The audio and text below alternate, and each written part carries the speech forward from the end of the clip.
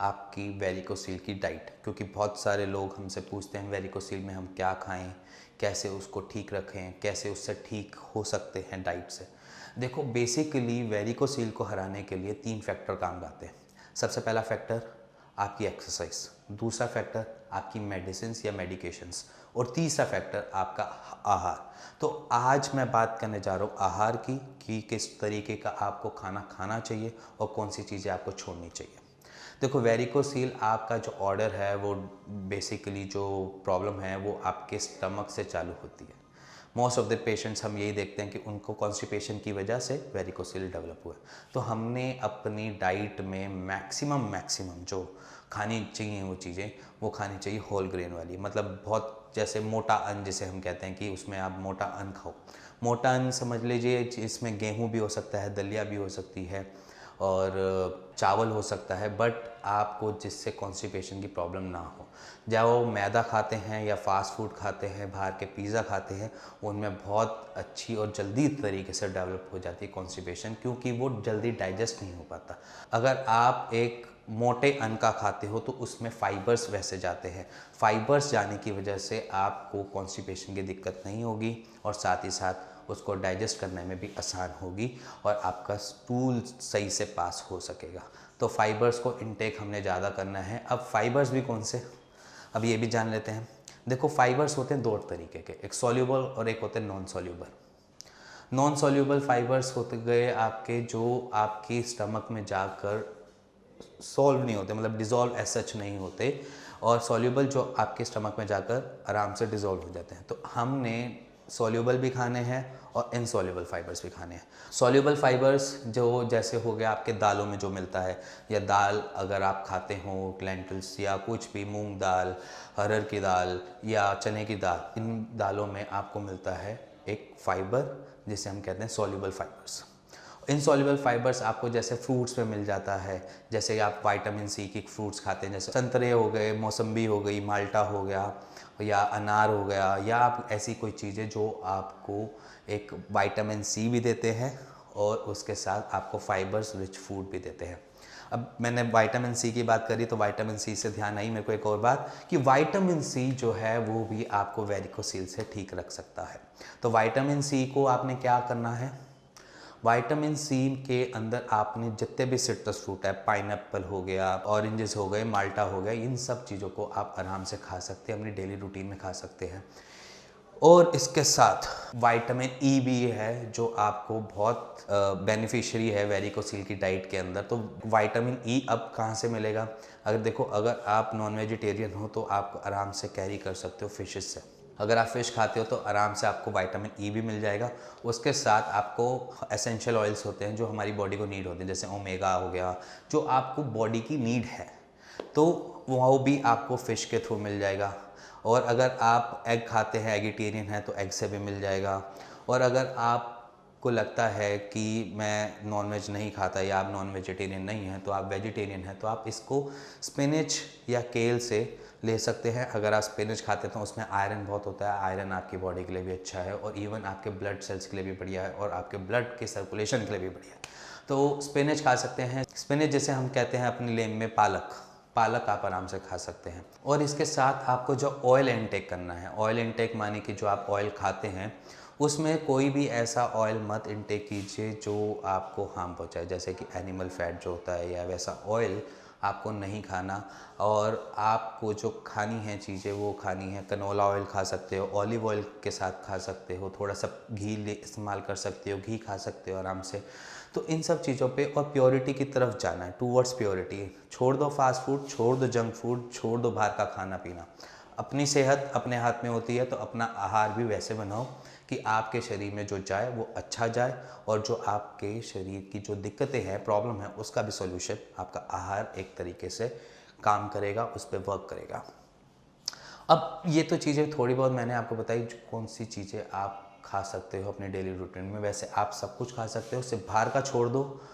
घर का देसी घी का खाना खाना है, दूध पीना है, पी सकते हो दूध भी, और इसके साथ अगर आप थोड़ा सा अगर कुछ चीज़ें ऐड कर सकते हो तो इसमें कर लीजिए, गार्लिक ऐड कर लीजिए अपने खाने में।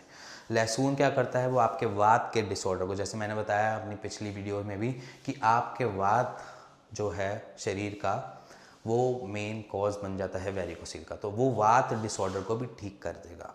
तो वात आप आराम से ठीक गार्लिक से कर सकते हो। साथ में अगर आप जिंजर खाते हो, जिंजर के साथ लहसुन के साथ तो आप आराम से कर सकते हो। इसके साथ प्याज खा सकते हो, वेरिकोसील में प्याज बहुत सही काम करता है, प्याज का इंटेक बढ़ा सकते हो आप।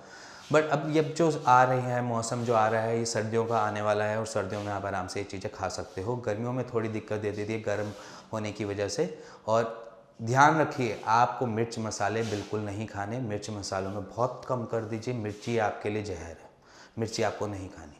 अब बात करेंगे कौन सी चीज़ें आपको नहीं खानी है, क्योंकि अभी तक जो बता रहा था कि खाने वाली, अब जो बता रहा हूँ नहीं खाने वाली। नहीं जो खानी है उसमें सबसे पहले चीज़, अगर आप शराब पीते हो तो शराब छोड़ दो, अल्कोहल नहीं पीना। अगर आप स्मोकिंग करते हो स्मोकिंग छोड़ दो, स्मोकिंग नहीं करनी। अगर आपसे नहीं छूट रही तो उसको बहुत कम करो, इतना कम करो कि आपकी सेहत को नुकसान ना पहुँचाए वो। और तीसरा, आपने जो बाहर का जंक फूड है, प्रोसेस्ड फूड है, या बाहर की पिज़्ज़ा खाते हो, बर्गर खाते हो, उसको अवॉइड करना है, क्योंकि वो उसके अंदर होता है मैदा और वाइट फ्लोर आपकी सेहत के लिए ख़राब है, क्योंकि आपको कॉन्स्टिपेशन भी है और इसके साथ आपको वाट डिसऑर्डर भी है, जो दोनों ही इम्पैक्ट जो करता है वो करता है वेरिकोसील पे। ये आपने ध्यान रखना है कि आपने वाइट फ्लोर नहीं खाना या वो रिफाइंड वाइट फ्लोर नहीं खाना, जिसे हम सबसे पहले इंक्लूड करते हैं मैदे को। और मैदा किन चीज़ों में होता है, बर्गर में हो गया, आपके पिज़्ज़ा में हो गया, पाव भाजी में हो गया, या समझ लीजिए जो बेसिकली जितना भी बाहर जो मिलता है मोस्टली मैदे का मिलता है, तो मैदे को अवॉइड करना है। इसके साथ जो लोग कॉफ़ी बहुत पीते हैं, कॉफ़ी को अवॉइड करनी है, क्योंकि कॉफ़ी के अंदर कैफ़ीन होती है। कोका कोला या थम्स अप या कोल्ड ड्रिंक जो भी पीते हैं वहाँ पर उसमें कैफ़ीन होता है ऑलरेडी, तो कैफ़ीन वेरिकोसील के लिए बेकार है, ख़राब है, और सोडा भी ख़राब है और बेकार है, आपके वेरिकोसील में दिक्कत ज़्यादा कर देगा। कॉज ऑफ प्रेशर मेंटेन करती है आपका बाल सिस्टम, उसको प्रेशर जगह चाहिए होती है तो वो और एक्सपेंड करती है, और जब वो एक्सपेंड करती है तो वो वेरिकोसील को कांटेक्ट करती है। एक तरीके से देखा जाए तो अगर किसी चीज़ को दबाएंगे इस तरीके से ऐसे दबाएंगे तो वो कुछ जगह क्या होगी, थोड़े टाइम में फूल जाएगी ना, वो वही चीज़ हो रही है कॉज ऑफ आपकी कॉन्स्टिपेशन की वजह से। तो आपने सोडा और बाहर की सॉफ्ट ड्रिंक्स को अवॉइड करना है, और फिज़ वाली चीज़ें जिसमें फिज़ होती है, गैस होती है, उसको अवॉइड करना है। और इसके साथ अगर आप नॉन वेजिटेरियन हैं, और नॉन वेजिटेरियन में अगर आप रेड मीट खाते हैं या आप पोर्क खाते हैं हैवी, जिसमें कहते हैं कि बहुत ज़्यादा बीफ वगैरह, हैम, बर्गर ये खाते हैं, तो प्लीज़ इन सब चीज़ों को अवॉइड करना है कॉज ऑफ वेरिकोसील की वजह से। और वेरिकोसील आपको खाना भी है, ये सारी चीज़ें आपका मन करता है कि मैं रेड मीट खा रहा हूँ, अब मैं कैसे छोड़ सकूँ, तो उसका एक सॉल्यूशन है। आपने थोड़ी सी क्वांटिटी लेनी है, और थोड़ी सी क्वांटिटी को इतना कीमा, इतने ग्रेन्यूल्स फॉर्म में बनाना है कि उसको खाने पे डाइजेशन प्रोसेस आपका सही हो जाए, मतलब उसको डाइजेस्ट करने में टाइम ना लगे, कि आपने एक तरीके से बहुत महीन, जिसे कहते हैं कि कबाब जो कीमा बनता है उससे भी फाइन कीमा फॉर्म में किसी भी फ्लैश को खा सकते हो, या चाहे चिकन हो, चाहे मटन हो, चाहे हो आपका पोर्क या कुछ भी। मतलब अगर आप उन सब चीज़ों को नोटिस करोगे तो ये जानोगे कि अगर आपके डाइजेशन होने में ज़्यादा टाइम लगेगा तो वो ज़्यादा ब्लॉटअप करेगा आपके स्टमक को और आपके इंटेस्टाइन को। तो वहाँ पर हमने उन सब चीज़ों से बचना है, और बचने के साथ उसका इलाज भी करना है। तो हमने क्या करना है, सूप फॉर्म पी सकते हो, चिकन का सूप पी सकते हो, मटन का सूप पी सकते हो, सूप जितना मर्जी चाहो पी सकते हो, बट आपने रॉ या जिसे कहते हैं कि हार्ड पीसीस, बड़े पीसीस को अवॉइड करना है। खाना है तो बहुत कीमा फॉर्म में, बहुत रिफाइंड फॉर्म में, और क्योंकि आपका डाइजेशन प्रोसेस को थोड़ा सही भी तो रखना है, नहीं तो वो दिक्कत देगा आपको फर्दर, क्योंकि आपको अभी ग्रेड 1 पे हो गए वेरिकोसील के, या ग्रेड 2 पे हो गए, वो कब थर्ड पे पहुंच जाएगा, कब फोर्थ पहुंच जाएगा, आपको पता भी नहीं चलेगा। और जब फोर्थ या पहुंच जाता है तो कभी कभार वो पेन भी करता है, स्वेलिंग भी देता है, और उसके साथ वो थोड़ी बहुत और कॉम्प्लिकेशन भी लाता है, और सबसे बड़ी कॉम्प्लिकेशन ही ये होती है कि इनफर्टिलिटी या एजोस्पर्मिया।